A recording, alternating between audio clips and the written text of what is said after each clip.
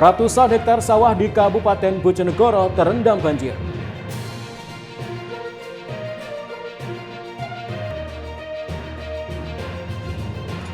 Gempar ular kobra 1,5 meter sembunyi di dalam tas warga Tuban.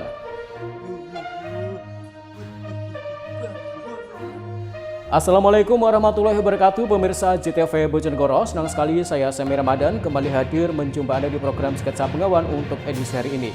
Selain dua informasi utama tadi, kami juga masih memiliki informasi penting dan juga berita menarik lainnya dari Bojonegoro dan sekitarnya. Pemirsa, mari kita ikuti Sketsa Bengawan selengkapnya.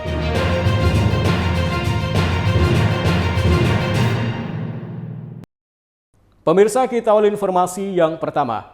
Curah hujan tinggi menyebabkan ratusan hektar sawah di Kabupaten Bojonegoro terendam oleh banjir.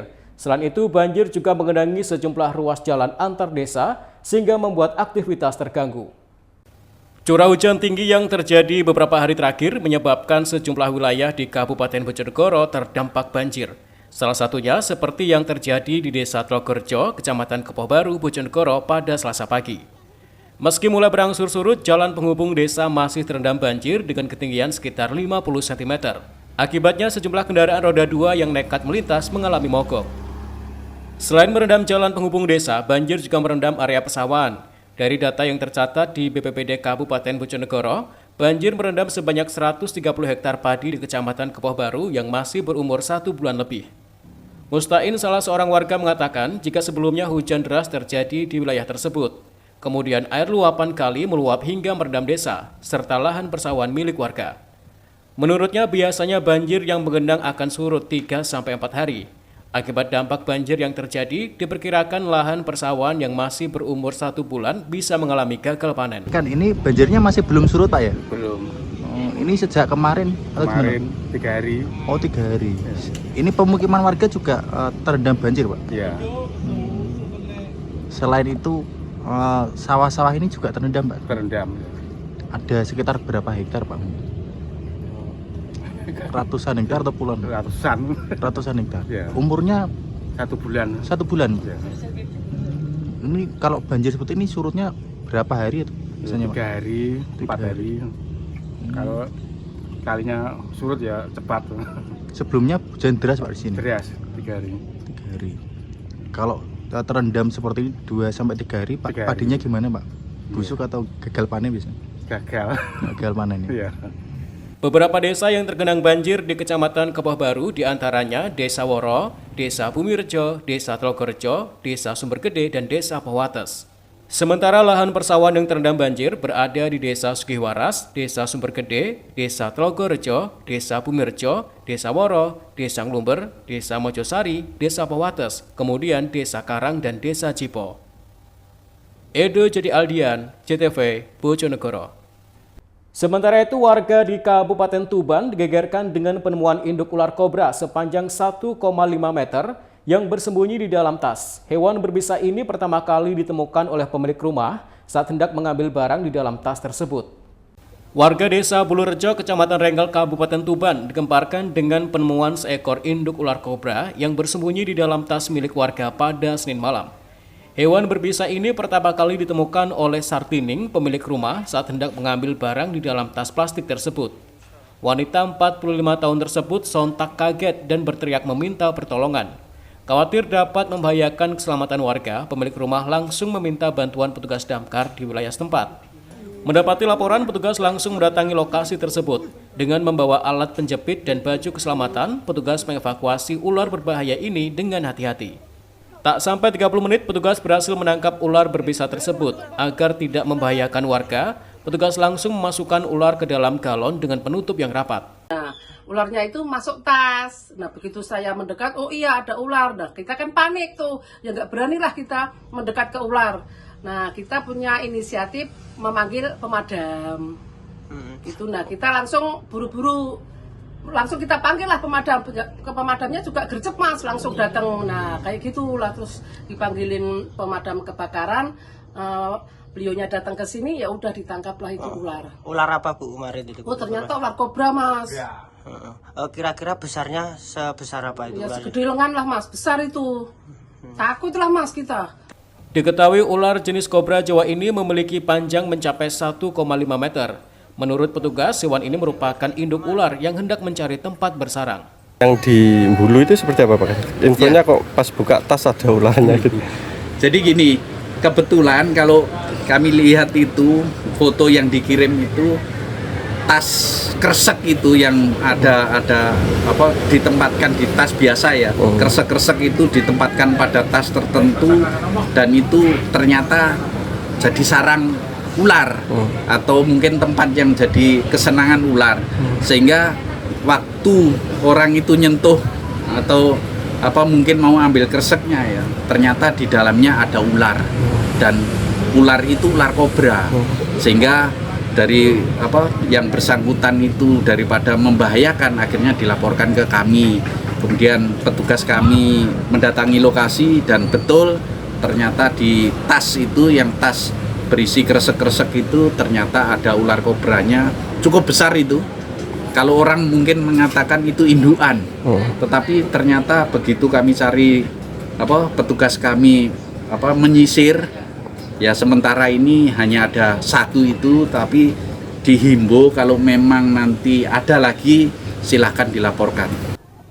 Untuk menjaga keselamatan warga, selanjutnya ular dievakuasi ke kantor Dinas Satpol PP dan Pemadam Kebakaran Kabupaten Tuban untuk dimasukkan ke dalam tempat penangkaran sementara. Ziki Muhammad, Husni Mubarak, CTV, Tuban. Pemirsa, jenazah pelajar SMP ditemukan di aliran Sungai Andong, Kecamatan Paron, Kabupaten Ngawi. Sehari sebelumnya korban dilaporkan tenggelam terseret arus saat mandi di sungai tersebut. Jenazah Rifki Nur Hidayat 14 tahun warga desa Teguan, Kecamatan Paron, Kabupaten Ngawi berhasil ditemukan. Sehari sebelumnya korban dilaporkan tenggelam terseret arus Sungai Andong bersama dengan dua temannya yang berhasil menyelamatkan diri. Koordinator Unit Siaga SAR Basarnas Bojonegoro, Novik Heryadi menjelaskan, jenazah pertama kali ditemukan oleh warga sekitar pagi tadi. Kondisinya tersangkut pada rumpun bambu. Selanjutnya dilaporkan pada tim yang tengah melakukan proses pencarian untuk dilakukan evakuasi. Menurutnya, lokasi temuan jenazah pelajar SMP tersebut berjarak sekitar 3 km dari titik awal dilaporkan tenggelam. Kini jenazah juga dilakukan visum dan langsung diserahkan pada pihak keluarga. Tadi sekitar pukul 08.30 diketemukan korban adik kita atas nama Rizky usia 14 tahun dalam kondisi meninggal dunia. Tadi informasi dari warga untuk jarak penemuan dari lokasi kejadian sampai di titik penemuan adalah 3 km kurang lebih. Setelah itu tim SAR gabungan mengevakuasi korban, selanjutnya dibawa ke rumah duka untuk proses lebih lanjut seperti itu. Kemarin sempat menemukan kendala, betul? Malamnya itu banjir ataupun hujan lebat, jadi debit air naik. Jadi kendala yang dialami untuk tim yang ada di lapangan itu adalah derasnya arus yang ada di sungai tersebut. Tadi kondisi jenazah itu menyangkut di posisinya tadi diketahui warga, setelah itu dilaporkan ke kita, posisinya dia ngambang dan tersangkut. Setelah disemayamkan di rumah duka, jenazah pelajar SMP tersebut selanjutnya dimakamkan di TPU desa setempat. Ita Wahyu, CTV, Ngawi. Perbaikan jalan Kendung Kuadungan ditarget selesai awal Desember. Informasinya akan kami hadirkan sesaat lagi, tetaplah di Sketsa Bengawan.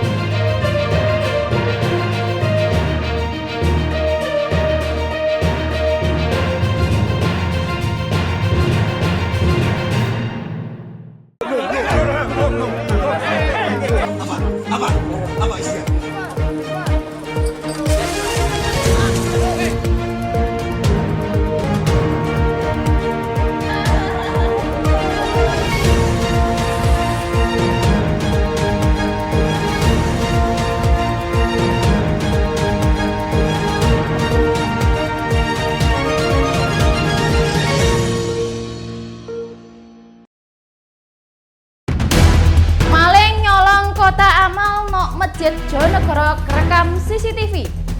Garangan mlebu kamare warga nok Tuban damkar mudhun kanggo ngamakno. Kayak biasane Bateh, aku ambek kanca-kanca wis nyiapno kabar teko Jonegoro ambek Tuban lan sak sekitare sing diringkes nganggo basa khas Jonegoro Pantura Tuban. Ngumpul iwak nek Bengawang, tuku sego nok jembatan Padangan. Acara iki wis tekan separonang, makane ojo pindah channel dhisik yo, ora suwe kok rampungan.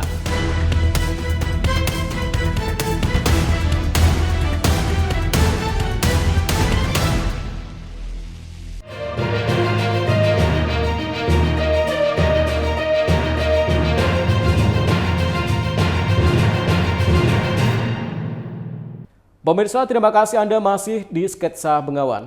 Pemerintah Kabupaten Ngawi menargetkan perbaikan Jalan Kendung Kuadungan selesai pada awal bulan Desember mendatang.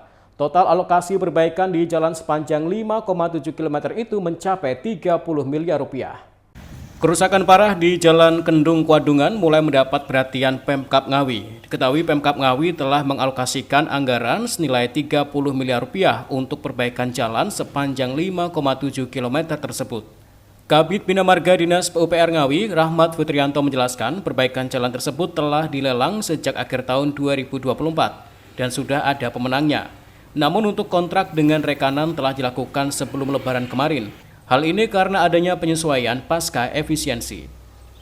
Dijelaskannya dalam pelaksanaan perbaikan nantinya dilakukan dengan peninggian badan jalan dengan sistem rigid beton atau cor, serta penambahan pelebaran jembatan. Harapannya sesuai dengan kontrak pelaksanaan pekerjaan dapat diselesaikan pada awal bulan Desember mendatang. Paket Kendung Kuadungan tahap 2 ini sudah berkontrak waktu itu sebelum Lebaran ya, karena ada liburan Lebaran, memang efektif kerja baru sekarang. Artinya pekerjaan pertama adalah scraping, buka jalan. Terus di situ ada pelebaran jembatan yang dekat perempatan Kendung itu. Terus nanti secara umum di situ jalannya perlu ditinggikan, terutama yang daerah genangan. Sebagian rigid, sebagian aspal. Panjangnya sekitar 5,7 kilo panjang penanganan dengan nilai kontrak 30 miliar. Untuk proses sendiri progresnya sudah karena ini baru mulai efektif ya, mungkin hanya berapa persen ya, masih sedikit lah itu. Itu nanti skema yang dilakukan seperti apa Pak untuk perbaikan sendiri? Selain perbaikan jalan juga di drainasenya atau gimana? Untuk drainase mungkin ada beberapa titik yang bisa membuang ke Kali Madiun, tetapi harus dipastikan elevasinya betul-betul bisa membuang ke Kali Madiun. Soalnya memang di situ secara umum daerah rawan banjir. Artinya ketika Bengawan Solo meluap, meskipun drainasenya bagus pun saya kira air tidak bisa lari kemana-mana. Tetapi memang pekerjaan kita mayor itemnya di badan jalan. Seperti diketahui, Jalan Kendung Kuadungan merupakan akses penghubung antara Kabupaten Ngawi dengan Madiun, sehingga volume kendaraan yang melintas di jalur tersebut sangat tinggi. Ita Wahyu, CTV Ngawi. Sementara itu, seorang pemuda di Kabupaten Tuban harus berurusan dengan polisi setelah menganiaya ayah kandungnya sendiri menggunakan sebuah batu. Pelaku tersinggung karena tak ditegur sapa saat pulang ke rumah. Akibat hal itu, sang ayah mengalami luka robek bagian kepala dan masih dalam kondisi kritis. Dinul Iksan, 30 tahun, pemuda asal desa Padasan, Kecamatan Kerek, Kabupaten Tuban, harus berurusan dengan Satuan Reserse Kriminal Polres Tuban usai menganiaya ayah kandungnya sendiri menggunakan sebuah batu. Penganiayaan ini terjadi pada Selasa siang, 29 April 2025 lalu. Saat pelaku sedang berkunjung ke rumah orang tuanya, pelaku melihat ibunya hendak berangkat berjualan dalam kondisi kurang sehat. Kemudian ayah pelaku yang hendak keluar rumah tak sedikit pun menyapa pelaku yang berkunjung ke sana. Karena merasa tak dianggap, pelaku emosi dan memukul wajah ayah kandungnya hingga tersungkur. Kemudian pelaku mengambil batu dan memukul kepala korban hingga tak sadarkan diri. Meski sempat dilerai ibu pelaku, namun pelaku justru menendang ibunya hingga terjatuh. Aksi itu diketahui warga setelah ibu pelaku berteriak meminta tolong. Korban mengalami kritis setelah beberapa kali mendapat pukulan di kepala bagian belakang. Ada pertanyaan pertama? Ini pemicu alasan memukul orang tua. Alasan memukul orang tua. Karena tidak pertama saya ke rumah niatnya mau silaturahmi Pak. Terus saya negur ibu saya, keadaannya agak kurang sehat, mau pergi jualan, tapi dengan tiba-tiba orang tua bapak saya itu datang, tidak menegur sapa, langsung main naik motor aja, langsung pergi. Dari situ saya kayak nggak dianggap atau ya kayak nggak dianggap aja Pak, kayak nggak ada gitu. Sudah lama ya? Kemarin ini Pak. Kenal sama ayah dekat atau jauh hubungannya? Jauh Pak. Itu dipukul di mana TKP-nya? Mau pukul di mana TKP? Tempat Di rumah. di rumah. Ya, Rumah siapa? di rumah bapak saya. Itu pengaruh alkohol nggak mas? Enggak, dengan keadaan sadar. Itu ayah Bapak kandung. Ayah kandung apa? Ayah kandung. Ayah kandung. Itu sering nggak mukul ayah kayak gitu? baru ini atau udah? Baru kali ini. Baru kali ini. Ya, Setelah melakukan tindakan tersebut, apakah menyesal mas? sangat menyesal. Bersama pelaku, petugas kepolisian yang mengamankan barang bukti berupa satu buah batu besar yang digunakan pelaku menganiaya korban, serta satu kaos berwarna biru dongker yang digunakan pelaku. Ya, jadi ini baik kami jelaskan bahwa tersangka inisial DI umur 32 tahun, untuk alamat ini di Desa Padasan, Kecamatan Kerek, Kabupaten Tuban, bahwa yang bersangkutan telah melakukan penganiayaan terhadap ayahnya sendiri, korban inisial M umur 59 tahun dengan alamat yang sama, Dusun Padasan, Kecamatan Kerek, Kabupaten Tuban. Adapun barang bukti yang diamankan, kaos dongker, biru dongker, juga ada satu buah batu. Jadi untuk kronologi berdasarkan keterangan tersangka, yang tersangka ini ada berselisih dengan orang tuanya, ayahnya, sehingga pada saat itu terjadi penganiayaan terhadap ayah sendiri. Adapun dari korban mengalami luka di bagian kepala, pelipis, dan juga di samping. Sampai saat ini masih dalam perawatan rawat jalan di rumah sakit. Dan itu informasi dari warga kan dalam kondisi pengaruh miras, benar nggak? Ya, nanti kita wawancara yang bersangkutan ya. Saat ini korban masih dalam kondisi kritis dan dirawat di RSUD Kusma Tuban. Sementara pelaku harus mendekam di sel jeruji penjara Mapolres Tuban. Untuk mempertanggungjawabkan perbuatannya, pelaku dijerat dengan pasal 351 ayat 2 KUHP dengan ancaman hukuman maksimal 5 tahun penjara. Siki Muhammad, Husni Mubarok, JTV, Tuban. Pemirsa, menjelang Hari Raya Idul Adha, pasar hewan di Kabupaten Tuban mulai dipadati oleh pembeli sapi kurban. Tak hanya dari warga lokal, pembeli juga datang dari berbagai daerah karena kualitas sapi di wilayah ini terkenal bagus. Peningkatan permintaan jelang Idul Adha ini memicu kenaikan harga sapi kurban. Suasana berbeda terlihat di pasar hewan di Desa Margomulyo, Kecamatan Kerek, Kabupaten Tuban, Senin pagi. Jelang Idul Adha, pasar ini diserbu pembeli hewan kurban terutama sapi.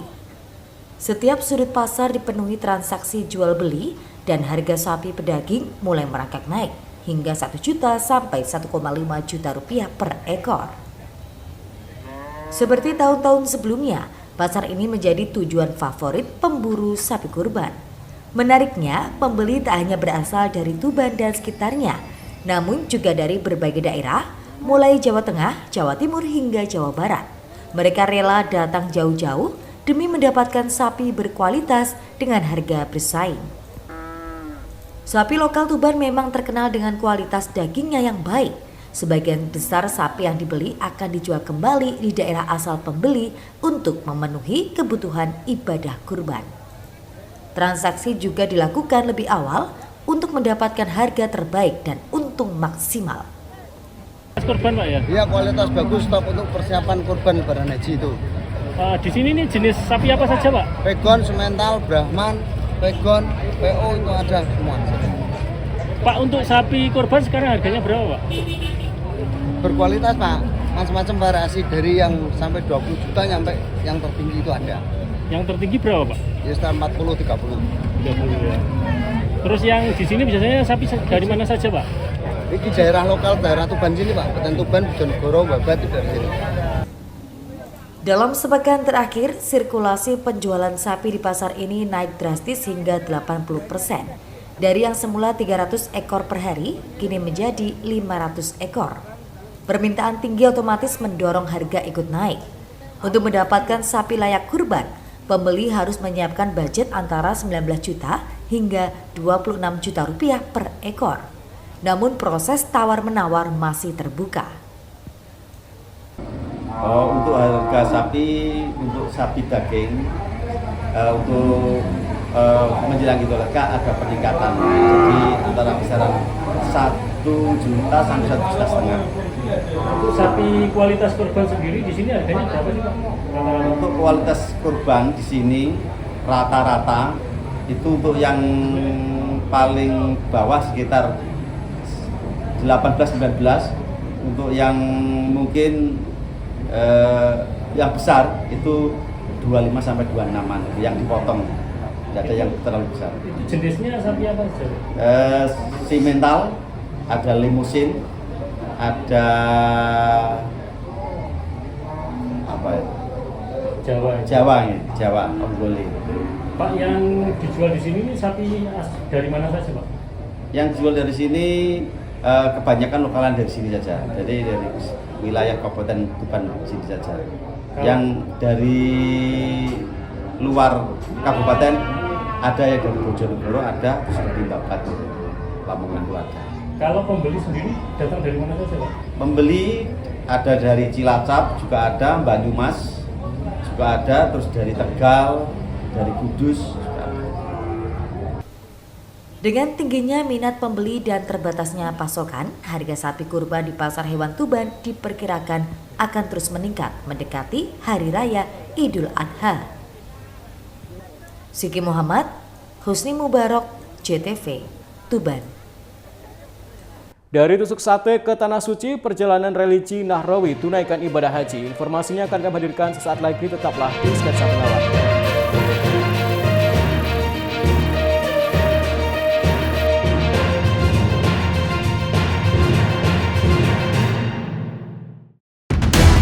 Maling nyolong kota amal nok Masjid Jonegoro kerekam CCTV. Garangan mlebu kamare warga nok Tuban damkar mudhun kanggo ngamakno.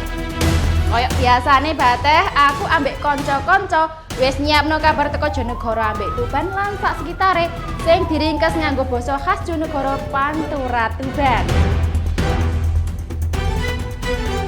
Ngumpul iwak nek Bengawang, tuku sego nok Jembatan Padangan. Acara iki wis tekan separonan, makane aja pindah channel dhisik yo, ora suwe kok rampungan.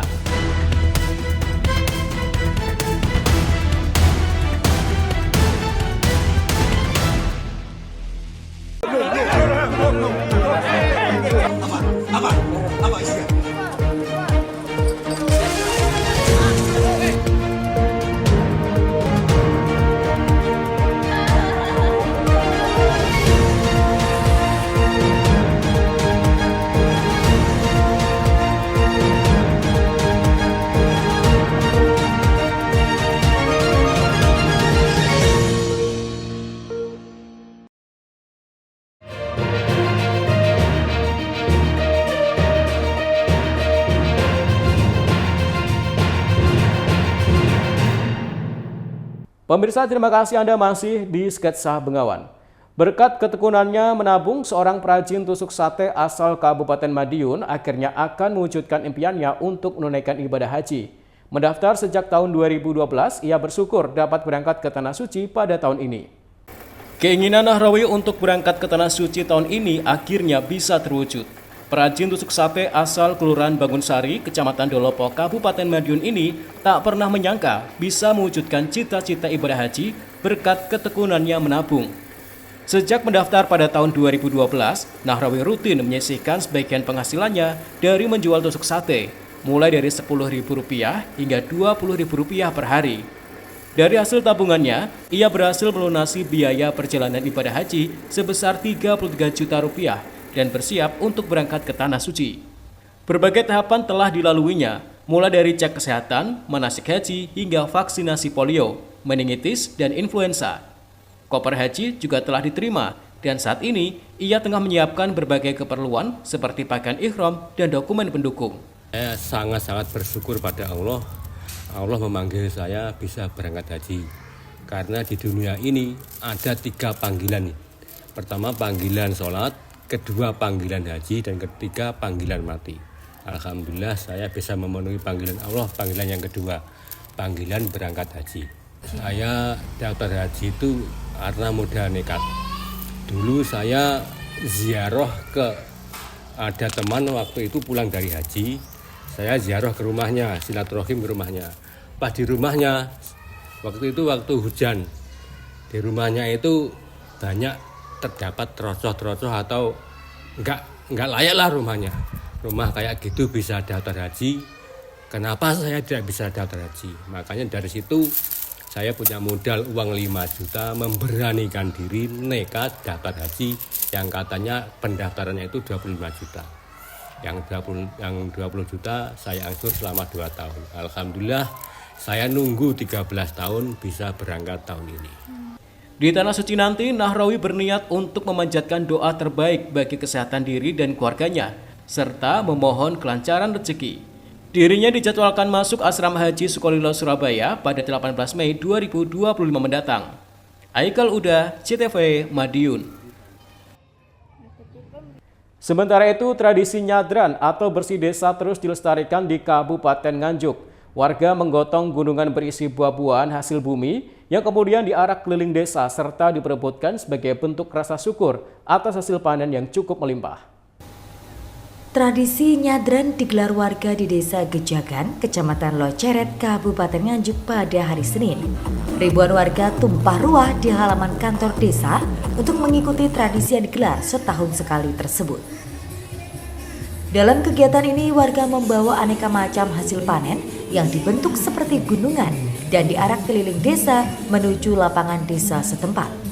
Warga dengan mengenakan baju adat ini juga menampilkan berbagai seni Jawa seperti reog dan jaranan, juga aneka baju adat. Usai diarak, gunungan buah diperebutkan oleh warga. Menurut Luciana, warga setempat, ia mengikuti acara nyadran setahun sekali. Aneka sayuran dan buah-buahan hasil rebutan tersebut akan ia bawa pulang untuk dimasak dan dimakan bersama keluarga. Dapat apa? Sayuran. Dalam rangka apa Bu ini Bu? Nyadran. Perasaannya gimana Bu? Senang sekali. Senang sekali Bu ya. Sementara menurut Dedi Nawan, Kepala Desa Gejagan, bahwa acara nyadran sebagai bentuk rasa syukur pada Yang Maha Kuasa atas nikmat kesehatan dan hasil panen yang baik. Dan terima kasih terkait dengan panen yang kemarin bisa maksimal sebagai sedekah bumi kita, dan intinya adalah hari ini kita bersilaturahmi dan gotong royong di antara masyarakat Desa Gejagan. Jadi itu marwahnya yang kita mau support untuk kali ini sebagai nilai-nilai kearifan lokal.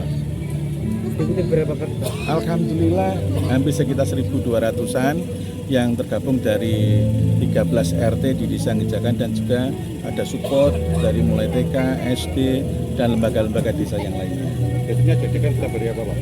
Kalau ini mesti tanggal 12 Selo, itu sebagai hari jadinya Desa Gejagan. Jadi ini sebagai bentuk wujud syukur kita dan terima kasih kita pada cikal bakal Desa Gejagan yang telah memperjuangkan Bapak Tanah Desa Gejagan sehingga sampai hari ini bisa kita tempati dengan kondisi yang baik dan sehat walafiat seluruh warga desa kita. Acara tradisi itu diharapkan akan terus dilaksanakan sebagai upaya melestarikan budaya leluhur dan mempertahankan kearifan lokal. Ama Syarwani, CTV, Nganjuk. Pemirsa, kelompok pemuda di Desa Pagerwesi, Kabupaten Bojonegoro membuat inovasi dengan memanfaatkan jambu kristal dan belimbing di desanya. Hasil olahan buah tersebut mampu menghasilkan minuman sari jambu kristal dan sari belimbing. Berangkat dari melimpahnya hasil belimbing dan jambu kristal di desanya, kelompok pemuda di Desa Pagerwesi, Kecamatan Trucuk, Kabupaten Bojonegoro menggelar pelatihan pengolahan produk minuman buah. Kegiatan tersebut digelar di Balai Desa setempat pada Senin pagi. Berkolaborasi dengan kampus Istek Iksada Bojonegoro, mereka berkreasi mengolah buah belimbing dan jambu kristal agar mampu dijual dengan nilai ekonomis yang lebih tinggi dari harga jual buah di pasaran.